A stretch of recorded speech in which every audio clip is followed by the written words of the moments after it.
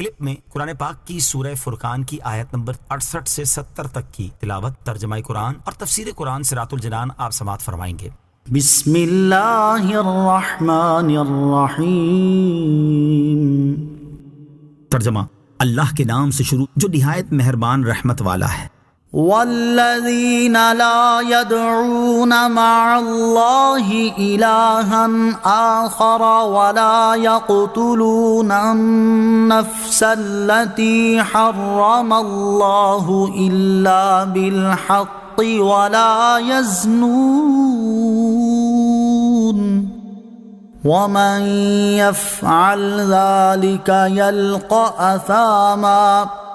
ترجمہ: اور وہ جو اللہ کے ساتھ کسی دوسرے معبود کی عبادت نہیں کرتے اور اس جان کو ناحق قتل نہیں کرتے جسے اللہ نے حرام فرمایا ہے، اور بدکاری نہیں کرتے، اور جو یہ کام کرے گا وہ سزا پائے گا۔ والذین، اور وہ جو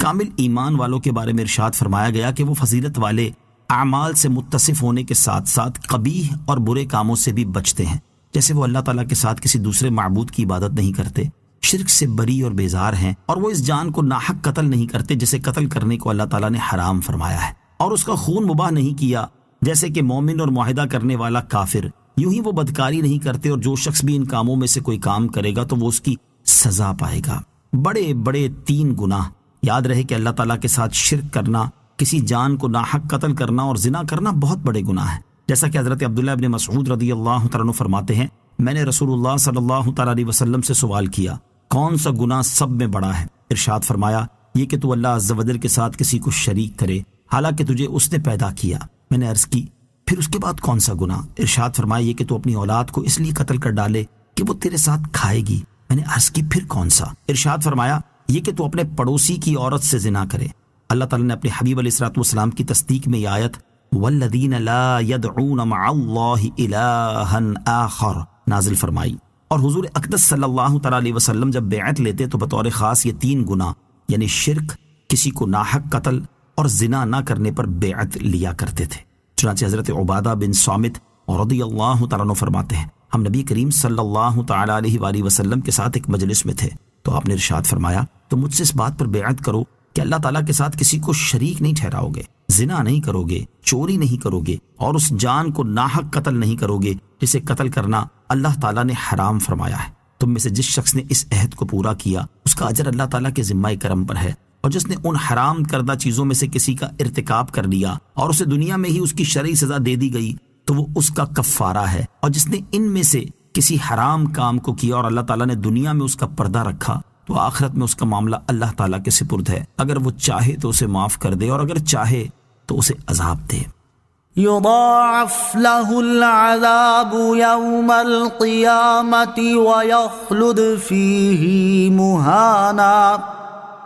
إلا من تاب وآمن وعمل عملا صالحا فأولئك يبدل الله سيئاتهم حسنات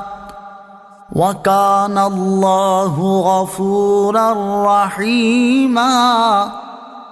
ترجمہ: اس کے لیے قیامت کے دن عذاب بڑھا دیا جائے گا اور ہمیشہ اس میں ذلت سے رہے گا، مگر جو توبہ کرے اور ایمان لائے اور اچھا کام کرے تو ایسوں کی برائیوں کو اللہ تعالیٰ نیکیوں سے بدل دے گا، اور اللہ بخشنے والا مہربان ہے۔ یضاعف،